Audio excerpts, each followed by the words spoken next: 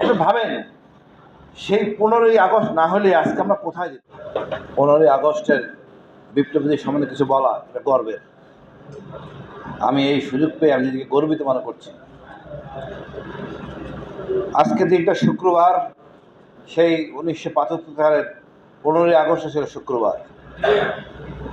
আমি আসার আগে একটু পড়ছিলাম বইগুলি, ওখানে লেখা ছিল ট্যাঙ্কগুলি নিয়ে আমাদের কিচেন লেকের সামনে দিয়ে যাচ্ছে, রক্ষী বাহিনীর দাঁড়ানো ছিল অস্ত্রশস্ত্র সহ, কেউ কোনো কথা বলেনি।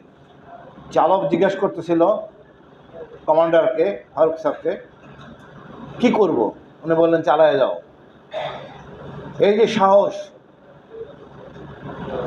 যে কোনো রকম ভয় ভীতি ছাড়া রক্ষী বাহিনী হেডকোয়ার্টার ছিল, আজকে কিচেন লেকটা আছে না, তার পাশে একটু অ্যালাইনমেন্ট করেন, এই সুন্দর এই রাস্তায় সোজা চলে যায়, তার বামে ঘুরে 32 নম্বর তারা ঢুকে। আমাদের এরা কারা? এটা বিপদগামী ছিল না, দেশের সূর্য সন্তান। এরা 71-এ যুদ্ধ করেছে, এর অধিকাংশই পাকিস্তান থেকে ভেগে এসেছে, মুক্তিযুদ্ধের সাথে হাত মিলিয়েছে। যেই স্বাধীনতার ঘোষণা দেওয়ার কথা ছিল শেখ মুজিবুর রহমানের, সেই ঘোষণা দিয়েছে আমাদের শহীদ জিয়াউর রহমান। শহীদ জিয়াউর রহমানকে তিনি সহ্য করতে পারেন নাই। উনি এসেই প্রথমেই উনি বিতর্কিত বক্তব্য দিয়ে মুক্তিযোদ্ধা, শহীদ মুক্তিযোদ্ধাদের নাম নিয়ে, সংখ্যা নিয়ে বিতর্কিত করেছেন। 30 লাখ, ঠিক আছে, উনি ভুল বলতেই পারেন, মিলিয়ন বিলিয়ন নিয়ে 0.3 মিলিয়ন বলা উচিত ছিল। এই 3 লাখেরই বা সংখ্যা বললো কি, গণনা করলো কি? আমি তো চ্যালেঞ্জ দিয়ে বলতে পারি 1 লক্ষ লোক শহীদ হয় নাই। এই মিথ্যাচার করে আমাদের এই সংখ্যাটাকে বিতর্কিত করছে। মুক্তিযুদ্ধ শব্দটা পবিত্র, এটাকেও করছে এই শেখ মুজিবুর রহমান বিতর্কিত।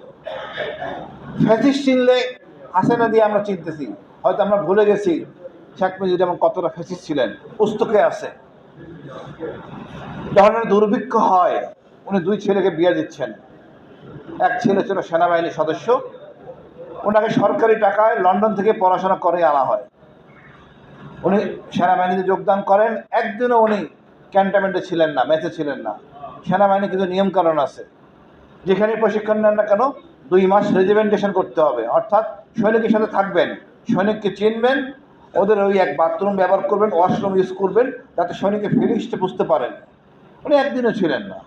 একটু ভাবেন, সেই 15ই আগস্ট না হলে আজকে আমরা কোথায় যেতাম? হ্যাঁ, আমরা একটা শ্যান বংশ না পাই, একটা শেখ বংশ পাইতাম, আমরা হইতাম প্রজা।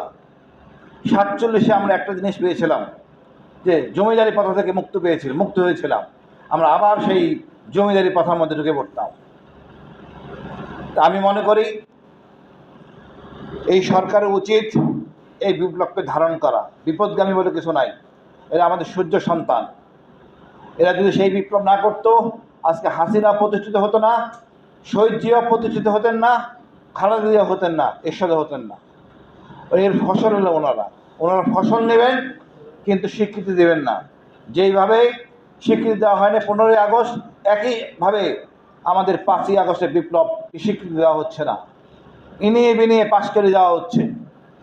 ওনারা ফসল নেবেন, নির্বাচন করবেন, ক্ষমতায় যাবেন, কিন্তু স্বীকৃতি দেবেন না, সনদ করতে গড়িমসি। এটা খুব লজ্জা।